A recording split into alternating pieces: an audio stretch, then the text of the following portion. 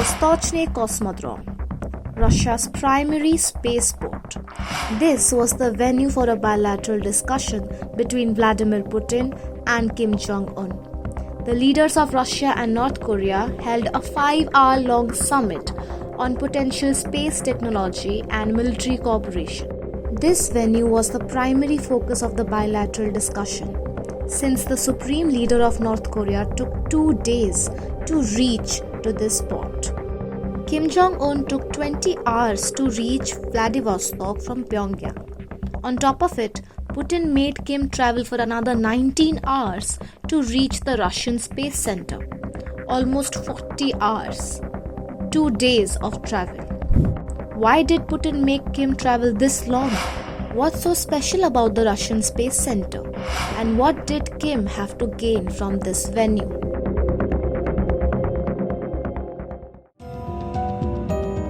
For this meeting with Kim Jong-un, Putin chose to show off one of his pet projects.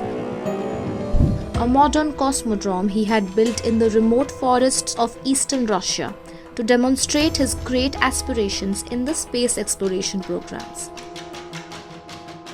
The Vostochny Cosmodrome came into service in 2016 and is in the Amur region of Russia's far east, not far from the Chinese border and about 1500 kilometers from the port of Vladivostok.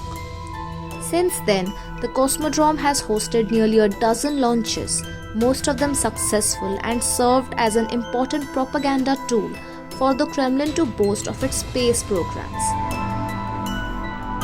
Most recently, this facility was used for the ill-fated launch of Luna 25 spacecraft, which crash-landed on the south pole of the moon, just days before India's Chandrayaan-3 successfully soft-landed in the same region. Russia could not.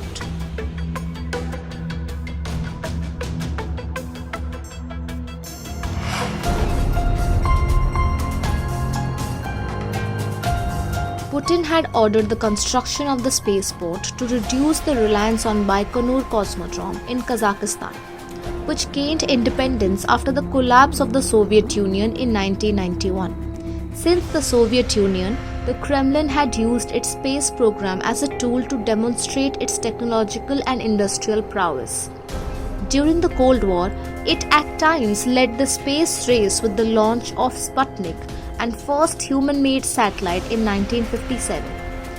Yuri Gagarin's first manned spaceflight in 1961, and then the launch of some of the first space stations, interplanetary probes and space rovers.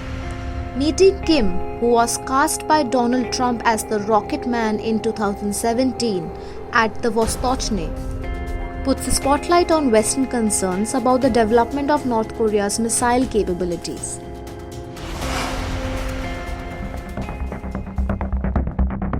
Kim traveled to Russia with Pak Tae-song, the chairman of North Korea's National Space Science and Technology Committee. And at the Cosmodrome, Kim met with Yuri Borisov, the head of Russia's state space agency, and NIKOLAI NESTECHUK, the general director of Center for Operation of Ground-Based Space Infrastructure. Both of them gave a descriptive tour of the spaceport's facilities to the North Korean leader and his space scientist. Kim wants to obtain spy satellites. It's a priority for North Korea's space agency, which is seeking the ability to monitor enemy military activities in real time. When he was asked whether Russia would help to do that, Putin was quoted by the country's state media as saying, quote, "That's why we have come here. The DPRK leader shows keen interest in rocket technology.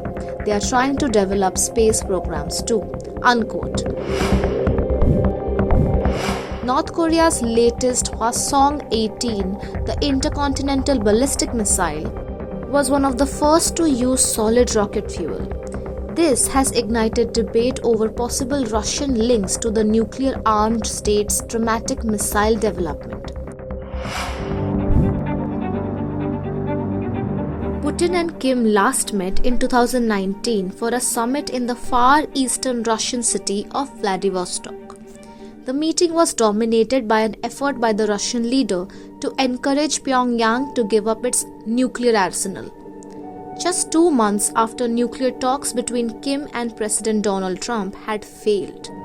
The previous meeting, unlike the latest one, had failed to yield any substantive results. Putin could not persuade Kim to give up his nuclear ambitions. But this time, this meeting was personal. It was aimed to build a bilateral relationship between Russia and North Korea, at the end of which the two leaders were seen raising glasses to each other at the banquet hall, followed by their one-on-one meeting which lasted for 2 hours, exceeding the allowed 50 minutes duration.